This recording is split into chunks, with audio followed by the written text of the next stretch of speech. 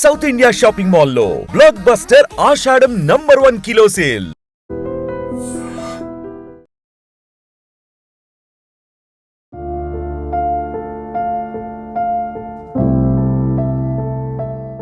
మరోసారి ఒక shocking incident.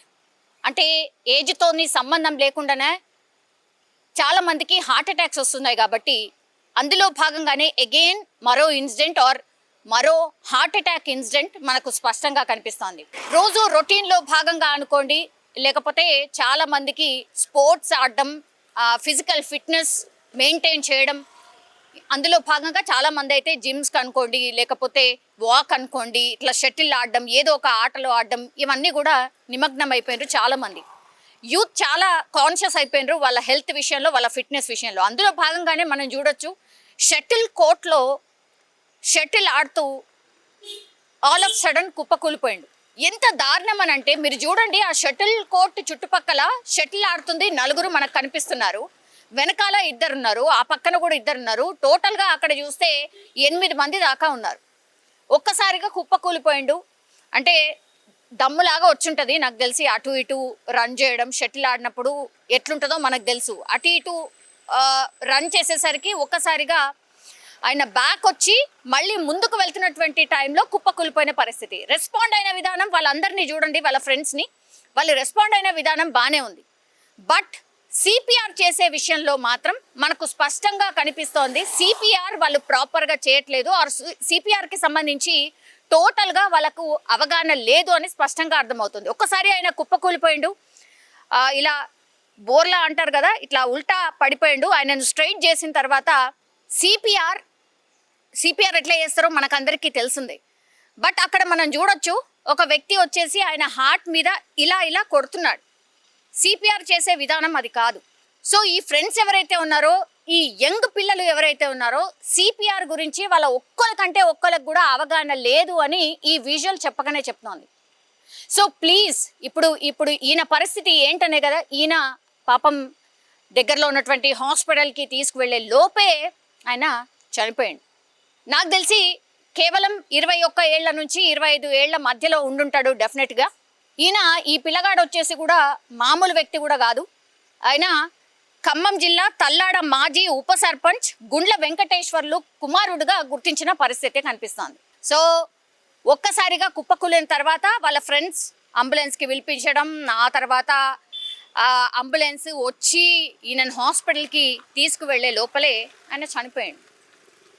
So ఈ గోల్డెన్ టైం ఏదైతే ఉంటుందో, ఆ గోల్డెన్ టైంని యూజ్ చేసుకోకపోవడం వల్లే పాపం ఇప్పుడు వాళ్ళ ఫ్రెండ్స్ మధ్యలోనే ఆయన కుప్పకూలిపోయిండు, చనిపోయినటువంటి పరిస్థితి. డాక్టర్స్ చెప్తున్నారు, గవర్నమెంట్స్ చాలా అవగాహన కార్యక్రమాలు చేపడుతోంది, దయచేసి సిపిఆర్ గురించి తెలుసుకోండి అని చెప్తోంది. ఫుడ్ హ్యాబిట్స్ కావచ్చు, లేకపోతే ఈ రొటీన్ అంటే మార్నింగ్ నుంచి ఈవినింగ్ వరకు మనం ఏం తింటున్నాం, ఏం చేస్తున్నాం, అది కావచ్చు, ఇవన్నీ కూడా very very important.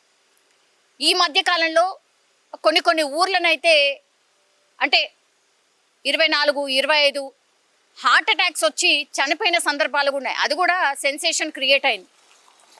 Heart attacks పెద్ద సంఖ్యలో పెరిగిపోతున్నాయి. ప్లీజ్ దయచేసి హెల్త్ కాన్షియస్ అవ్వడమే కాకుండా, అసలు ఇట్లాంటి ఇన్సిడెంట్ జరిగినప్పుడు యూత్ ఎట్లా రెస్పాండ్ కావాలి, సిపిఆర్ ఎట్లా చేయాలి, ఆ గోల్డెన్ పీరియడ్ని ఎట్లా యూజ్ చేయాలి అనేది కూడా మనం తెలుసుకొని ఉంటే ప్రతి ఒక్కరికి కూడా వెరీ వెరీ ఇంపార్టెంట్ అని మరోసారి ఈ ఇన్సిడెంట్ ప్రూవ్ అయింది.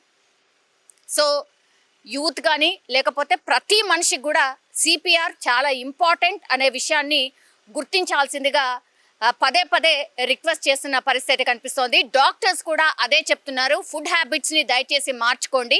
అండ్ ఇంకోటి ఏంటంటే, ఇక్కడ కూడా కొన్ని మిస్టేక్స్ జరుగుతున్నాయని డాక్టర్స్ చెప్తున్నారు. అది ఏంటి అంటే, వెయిట్ లాస్ అయిపోవాలి, వెయిట్ లాస్ తొందరగా అయిపోవాలి, 10 రోజులనే నేను 2-3 కిలోలు తగ్గిపోవాలి, 3 నెలలనే నేను ఒక 10-15 కిలోలు తగ్గిపోవాలి అని డాక్టర్స్ దగ్గరని కన్సల్ట్ చేయకుండానే వాళ్ళు సొంతంగా ఈ టెక్నాలజీ మనకు అందుబాటులో వచ్చింది కదా, ఈ టెక్నాలజీని యూజ్ చేస్తూ కూడా వెయిట్ లాస్ కార్యక్రమాలు సొంతంగా చేసుకునే ప్రయత్నం చేస్తున్నారు. కాబట్టి ఇది కూడా వన్ ఆఫ్ ది రీజన్ ఇట్లా హార్ట్ మీద ఎఫెక్ట్ పడుతోంది, బాడీ మీద ఎఫెక్ట్ పడుతోంది, ఇట్లా చనిపోతున్నారు. మొన్న పూణేలో యువకుడు కూడా 3 నెలల పాటు కేవలం యూట్యూబ్ చూసి ఫ్రూట్ జ్యూసెస్ మాత్రమే తాగిండు. 3 నెలల పాటు ఇంకేది ముట్టుకోలేదు.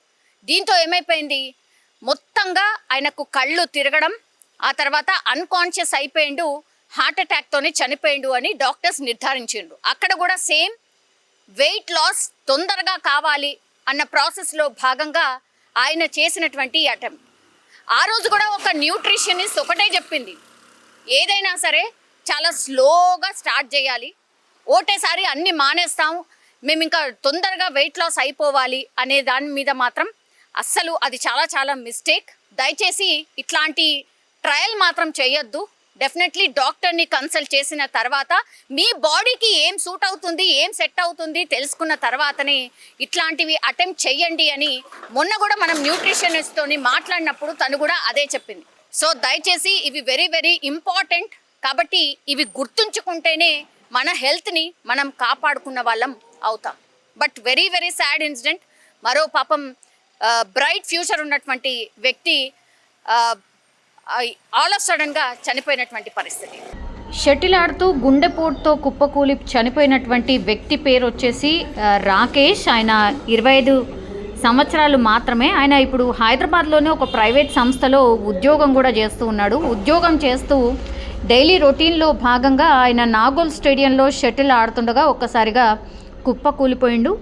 సో వెంటనే వాళ్ళ ఫ్రెండ్స్ ఎవరైతే ఉన్నారో ఆయనను హాస్పిటల్కి తరలించే ప్రయత్నం చేసినప్పటికి కూడా అప్పటికే వైద్యులు అనౌన్స్ చేశారు ఆ వ్యక్తి చనిపోయినట్టుగా డాక్టర్స్ అయితే చెప్పినటువంటి పరిస్థితి.